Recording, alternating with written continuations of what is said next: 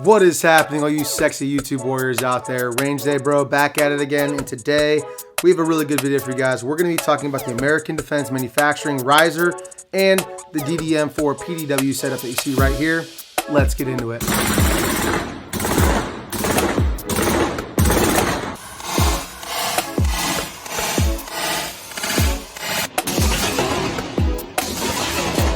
If you've ever wanted a particular gun or setup because you played with it in Call of Duty, then go ahead and hit the subscribe button, guys.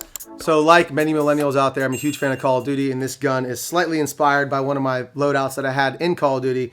If I only could aim down sight as quickly and as accurately and consistently as my character in Call of Duty could, life would be a lot better. But that's why we train, guys. Dry fire, live fire, classes, get out there and train. Now that we got that out of the way, guys, let's talk a little bit about the DDM4 PDW and more specifically the American Defense Manufacturing riser that you see right here. Specifically is the AD-1700 XLR riser. This has the titanium levers as well, which lightens it up a bit. So full disclosure, this was sent out to me by American Defense Manufacturing for review. However, that's not going to determine anything about my final opinions, my final thoughts on it. I'll give you guys my honest and true assessment of product itself. So before we get into much of the detail on the ADM, the benefits, what I liked, what I didn't like about this guy right here, let me just go over the setup that you see right here. We'll go from blast end to ass end and start that way just to talk to you guys about the setup in case any of you guys are curious about why and the ifs and whys and all the good stuff about this. So right up front, you guys will notice immediately this beautiful can we have is a Dead Air Nomad 30. This is the original Nomad 30. This is the 30 cal, no frills can. It does have more internal volume than the Dead Air Sandman. Just a really great can for many things, for all use can, for precision rifle. No big deal. Under there, we have the Dead Air Key Micro brake. At the time that I built this gun, or got this brake rather, they did not have the micro flash hider in stock. Otherwise, that's what you'd see because I put flash hiders on all my guns if I can help it. However, this gun is really rarely, if ever, run without a suppressor, so it doesn't really make that big of a difference. And with the Key Micro, the shoulder on the Key Micro is shorter, so it only takes about a quarter turn to get this guy completely tight, which is really cool, really fun. So yeah, moving back from there, we have the Midwest Industries HK style fixed front sight post. Behind that, we have the B.E. Myers Mall C1 Plus. This is in a limited edition OD green. This is on loan to us from our friends over at Sportsman's Finest, who are a sponsor of the channel. So big shout out to Sportsman's Finest for that. This Maul is a great addition to the gun. I love the way it works and operates. And we will be doing a night vision review that's going to include the Maul here in the future. But moving back from there, we have the stock, I believe this is the XLR. I'm not really sure what the name of the handguard is on this DDM4, but it's directly from Daniel Defense.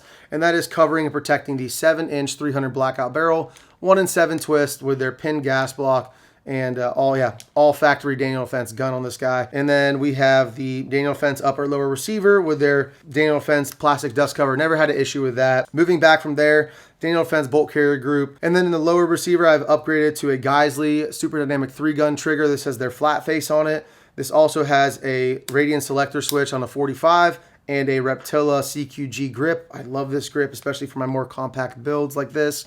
And then back from there, we have the Max Embrace, Sons of Liberty Gunworks charging handle, which there will also be a review coming out on this guy soon. Really happy with that. And then I have a Magpul M-Bus Pro folding rear sight.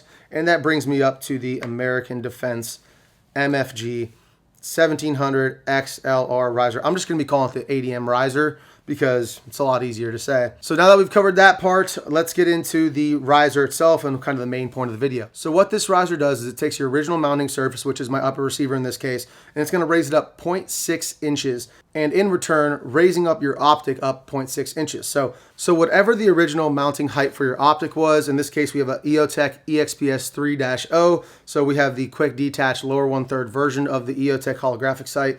And this is going to raise this entire thing up from the lower 1/3 co-witness up another 0.6 inches. So the ADM gives you a 2.33 inch center line for your optic. In this case with the EXPS 3-2 or any other lower 1/3 co-witness optic. So I'll save you guys all some time. If you want to know what my synopsis is on the ADM riser is it necessary? Absolutely not. You don't need it. Even if you're going to be doing passive aiming with night vision, it's still not necessary. The lower 1/3 EOTech will do the job. However, it makes life way easier and it makes things much faster when acquiring your sight wearing night vision goggles. Now, are there benefits for if you're running this without night vision? Yes, there are. I talked about this a little bit in the previous video I had with the Mark 18 in the Unity riser. and we'll touch on some of the benefits. The benefits are pretty much all the same with a few differences in pricing and kind of the way things are set up with the ADM riser. But regardless of that, you're still going to get mostly the same benefits from this setup and this system. So although this is not a comparison video, it still would be a little weird for me not to mention the Unity fast riser setup that we've done a previous video on with the Mark 18. And really quickly just talk about what the major differences are between the ADM riser and the Unity. Number one is going to be the price. The ADM riser is going to get you on the map for $175 for the riser itself. Now, what I mean by cheaper is it's cheaper if you're going to be running a setup like this, because this Micro 3X already came with its own Vortex mount. And if you have a magnifier with its own mount already, what this is going to allow you to do is buy one product for significantly less than the riser and the magnifier combo, which was previously featured on the Mark 18 video. And it's significantly less to go with ADM riser and keep your original magnifier mount here that you see. So the obvious benefit to that is you're spending a lot less money on the ADM riser in that case, instead of buying both products from Unity, but you're going to be adding another mount here with more rail space. So arguably, I should weigh all these out and tell you the actual weight differences, and I may do that here on the screen. But this may be a little bit heavier the way it's set up currently than the Unity fast riser setup, but substantially less money and the same exact benefits. So what are those benefits? Let's go ahead and talk about that. All right, so let's talk about the benefits of having a riser system like the ADM that you see right here. The number one benefit is going to be, obviously, when you're running night vision, acquiring your sight faster, more comfortably under night vision goggles. The number one reason is for using passive aiming for night vision, but a very close second reason for me, and now that I've been running these risers on a couple of my rigs recently, is going to be 100% the speed at which you can acquire your sight and acquire your target. So the riser setup is going to allow you to quickly get up on target, acquire that target, and acquire your sight faster in a more natural shooting position.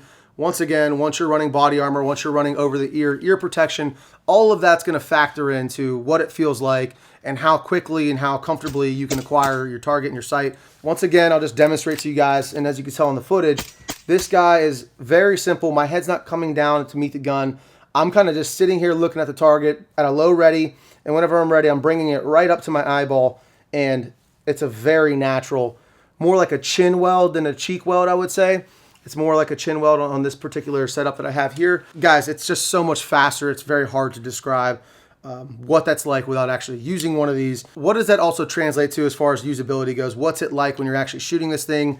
How does it feel? As I mentioned once again in the previous video, when you're up on target and you have a higher sight like this, your eyes are more at a level playing field with the horizon. Therefore, you're going to have a better sight picture of the battlefield, of the range, whatever it might be. You're going to be able to see everything better because you're not going to be canted over and missing things at your bottom left or missing things at the top right, depending on where you're at. That might be important. Obviously, as far as the build quality goes, you guys can tell, just take a look behind me.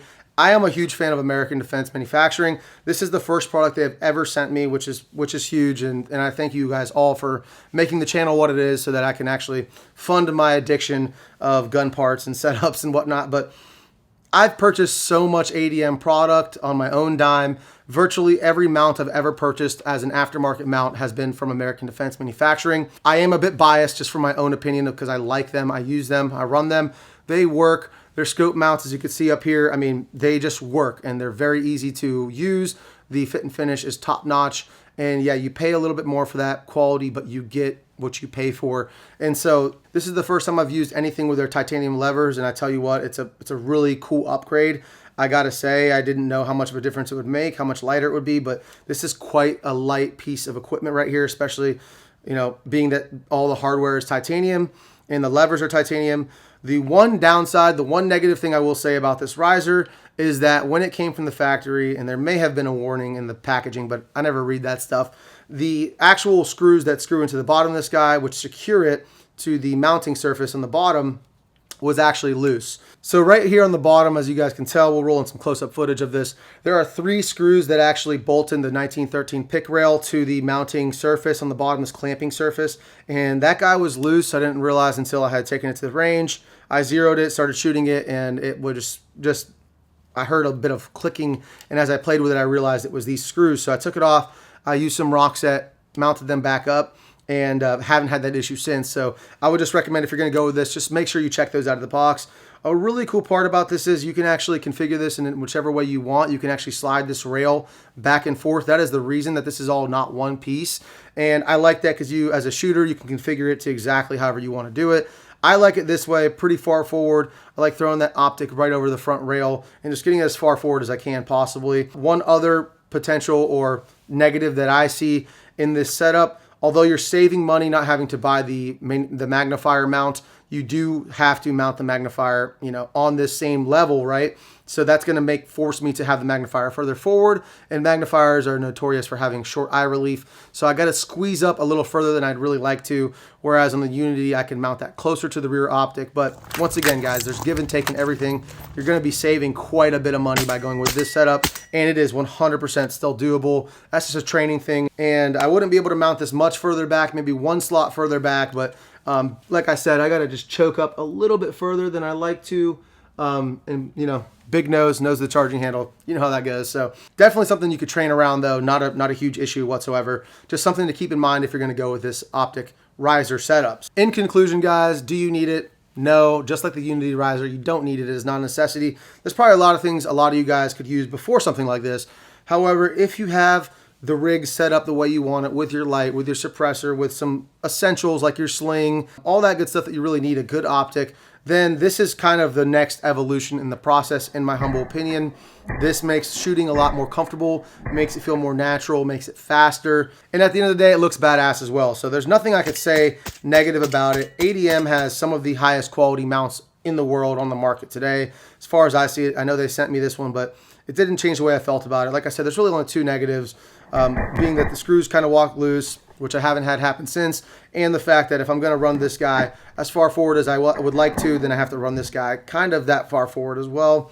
And so that's just something you got to think about before you go with a setup like this. Thank you so much for staying to the end of the video. That's going to wrap it up for today. If you guys enjoyed the intro, go ahead and drop me a comment. Let me know what your favorite part of it was. Hit that like button if you don't mind, and go ahead and make sure you're subscribed to the channel, as many of my viewers are not subscribed, as I can tell from my analytics. So go ahead and make sure you're subscribed if you enjoyed this content. We do this kind of thing, crank these videos out every week, different products, different setups, and pretty soon we're going to have some exciting stuff coming to the channel. So go ahead, double check you're subscribed. If you're a return viewer, then thank you for your loyalty, you sexy YouTube warriors. And until next time, stay safe, stay dangerous. RangeDayBro out.